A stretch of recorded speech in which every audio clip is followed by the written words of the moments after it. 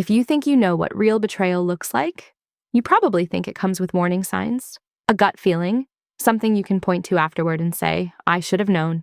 This is what happens when the two people you trust most in the world decide, together, that you don't matter, and no one expects it.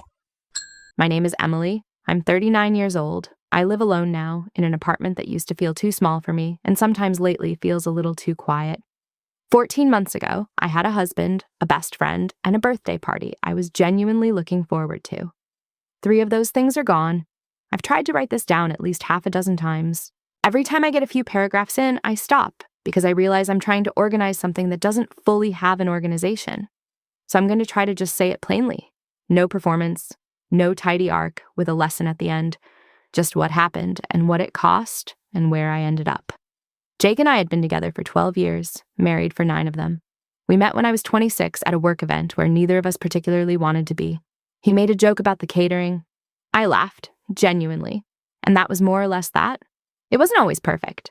I want to say that clearly because I don't want to tell a version of this story where everything was fine and happy, and then suddenly, one night, it wasn't.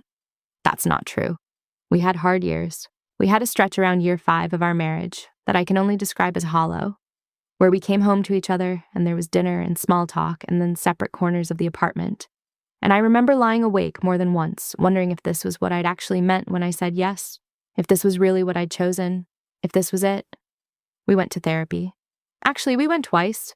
Different therapists, different years, because the first round helped some, and then we drifted again and needed a second round. And I know therapy is something people mention, and it doesn't always mean much, but for us it actually worked, at least eventually. Not in a dramatic, everything shifts in one session way, slowly, the way anything real improves, brick by brick, not a flood. We started talking more honestly, fighting with less cruelty, laughing again at stupid things, finding our way back to the small gestures that had gone missing, the hand on the shoulder, the checking in, the genuine interest in each other's days. By the time I turned 38, I would have told you, and meant it, that we were in the best place we'd been in years. He texted me good morning even when he was traveling for work. We cooked together on Sunday afternoons, badly and enthusiastically, making a genuine disaster of the kitchen and not caring even slightly. He held my hand in the car for no reason, the way people do at the beginning before they forget to, before they start saving the gestures for moments that seem to require them. We'd stopped saving them.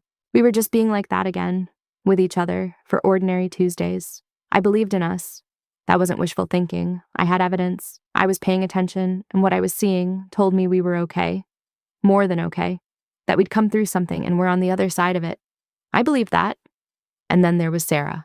Sarah and I had been friends for 18 years. 18. We met when we were 21, at a job we both left within 6 months, and we kept each other long after everything else about that time had dissolved. That's the thing about certain friendships. Everything else falls away and they stay. She was that. She was there the night my dad died. She drove 2 hours when I called her, no questions. And she sat with me on the floor of my childhood home until almost 3 a.m, not saying anything particularly useful or wise, just staying, not leaving. I remember looking over at her at some point and thinking, this is what it means to have someone, just this, just the staying. She'd been through her own heartbreaks and I'd held her through them. She'd been present for every version of my adult life. The early chaos, the figuring out years, the marriage, the hollow year, the coming back. When Jake and I hit that bad stretch, she's the one who sat across from me at a diner and said, very simply, don't give up yet. Those words, don't give up yet. And I'd listened to her, and I hadn't, and we'd come back to each other. I want you to understand the weight of that. That she was the reason, partly, significantly, that my marriage survived. That I had taken her counsel on the most important relationship of my adult life and acted on it. That I trusted her in that deep, structural way. She and Jake had always gotten along, easy, comfortable. They had the friendly dynamic of 2 people who share someone they both love, teasing me about the same things, exchanging knowing glances at my expense, that shorthand that develops naturally. I liked seeing them together. It felt like evidence of how well my life fit. I'm not going to say I see it differently in retrospect. I've examined that question from every angle, believe me, and the honest answer is, no, I don't see it differently. From where I stood, they were friendly in a completely ordinary way. I wasn't missing signs. There weren't signs. Or if there were, they were invisible to me. And I was paying attention, I was present, I was not a person who was checked out of her own life. 6 weeks before my birthday, the three of us had dinner together. Thai food, a long table, an argument about a television show everybody had opinions on. I walked back to the car that night with Jake, and I remember thinking, not dramatically, just as a quiet, ordinary fact, that I was a person with a very good life. I held that feeling. I didn't know I was holding it because it was the last time I'd have it. The party was a Saturday in late May, around 20 people. Dinner at the house, not a huge production. Exactly what I wanted. The kind of evening where you look around at midnight and think, yes, this is right. Sarah came early to help. She arrived at 5 with 2 bottles of rosé and a bunch of flowers she'd stopped to get on the way, and we spent 2 hours in my kitchen together, cutting stems and opening wine and talking about nothing in particular. My kitchen, my house, my birthday. She was there, in that space, helping me prepare for a celebration of my own life, and she already knew. She had known for months. I keep coming back to those 2 hours, the flowers, the easy conversation, the way it was completely ordinary. I don't know what it takes to do that. I genuinely don't know what that requires of a person. The early part of the party was wonderful. The house was warm and full. People I hadn't seen in a while were there. Conversations overlapping, the kind of noise a house makes when it's actually alive. I felt for most of the evening exactly the way you hope to feel on your birthday. Genuinely celebrated, genuinely loved. Jake was attentive in a way that felt real rather than performed. He kept finding me in the crowd, a hand briefly on my back as he passed, refilling my glass before I'd asked. He gave a small toast mid-evening, slightly clumsy, a little embarrassing, exactly right in the way that unpolished things can be. I teared up. I didn't mind that people saw. My chest was warm for most of that evening. I want to note that specifically because what happened later makes warmth feel like something worth documenting when it was real. Somewhere around 11:30, I noticed I hadn't seen Jake in a while. 20 minutes, maybe closer to 30. I wasn't tracking him. Why would I be tracking him at my own birthday party? I just registered the absence, the way you register a familiar sound stopping. He was probably outside getting some air, probably caught in a long conversation in another part of the house. And then I noticed I also hadn't seen Sarah. The two thoughts arrived separately. They did not add up. That's the thing about a mind that trusts. It doesn't do the math you don't ask it to do. I had 2 separate benign thoughts. Jake is somewhere, Sarah is somewhere, and I moved on. My sister found them. She'd gone to get her jacket from the spare room. She opened the door. She didn't tell me right away. She came back into the party and spent almost 20 minutes deciding what to do.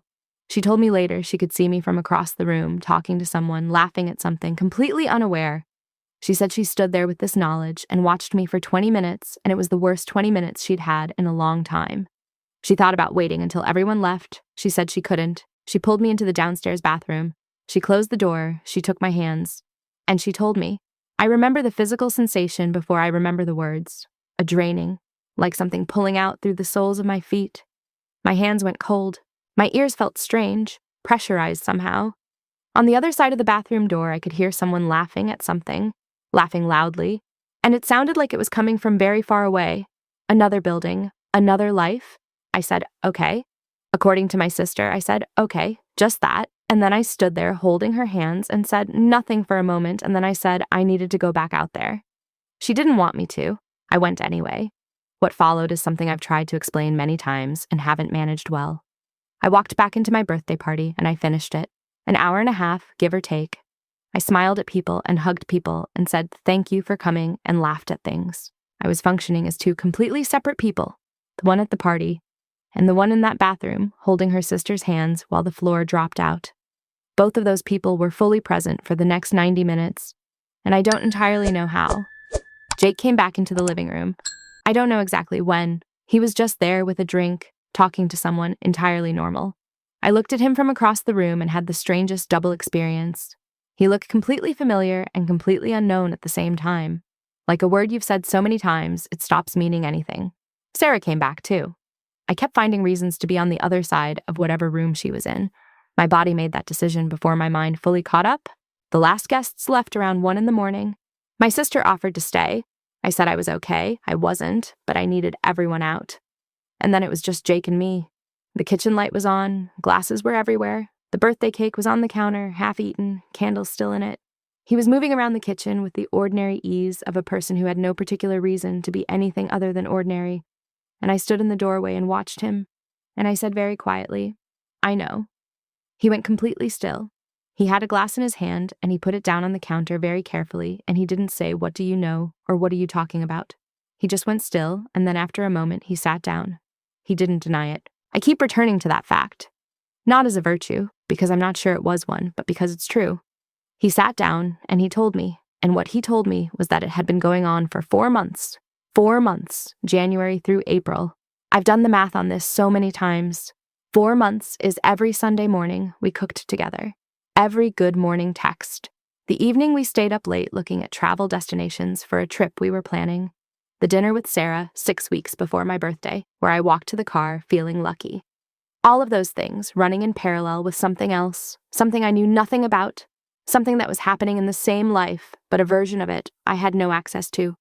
He said the things people say, that it wasn't about me, that he hadn't planned it, that he was sorry, that he didn't want to lose us. I sat across from him at our kitchen table and listened, and my hands were in my lap, and I couldn't find a place to look, so I kept looking at my hands. My mouth was completely dry. I heard him. What he said was real, I think. Real in the sense that he meant it, in the sense that he genuinely didn't want the consequences of the thing he'd done. But the words arrived somewhere distant, like they were being filtered through something thick. What I kept thinking about, through all of it, wasn't him. It was Sarah. Jake's betrayal, as devastating and total as it was, had a shape. Marriages fail. People make catastrophic choices in their own marriages. I couldn't forgive it, but I could see the outline of the category. I knew what kind of thing this was. Sarah was something else entirely. She had driven 2 hours the night my dad died. She'd been there for every hard chapter. She had told me not to give up on my marriage, and I had listened to her. And she had been sleeping with my husband. And she had come to my house 2 hours early and helped me cut flowers for my birthday party. And stood in my kitchen and talked to me and was everything she'd always been. And the whole time, for 4 months, she already knew. That realization does something to a person's relationship to their own history. It doesn't just damage the present. It moves backward. It touches everything. Every memory becomes a question. Every moment of closeness becomes evidence you have to re-examine. You start wondering which parts of the story you thought you were living were actually the story you were living. That's not a comfortable thing to sit with. I sat with it for most of that night, at that kitchen table, with the birthday candles melting slightly in the cake on the counter. Jake slept in the guest room. I lay in our bed on my back and stared at the ceiling and didn't sleep and kept taking deliberate, measured breaths, the way you do when you're trying to convince your body that it's okay, that you're still here, that this is survivable.